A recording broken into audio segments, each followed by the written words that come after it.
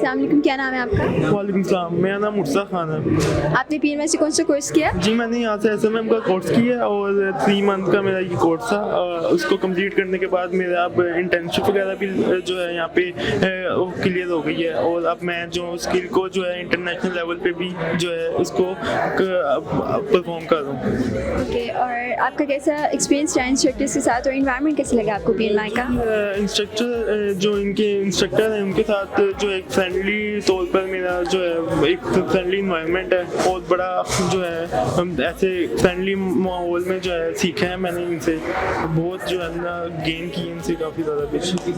Any feedback for PNY trainings? यही है कि जो है अगर कोई चाहता है कि ग्रोथ करना चाहता है, कम टाइम में ज़्यादा अर्निंग वगैरह भी करना चाहता है और कम टाइम में जो है अपने आप को डेवलप करना चाहता है, तो मैं उनको यही प्रेफर करूँगा कि वो PNY को ज्वाइन करें और जो है अपने आप को जो है ग्रूम करें। Thank you so much. तो दुनिया किससे वही अल्फाज नए, जज्बों के सारे रस्तों पर ढूंढे अब मंजिल का निशान।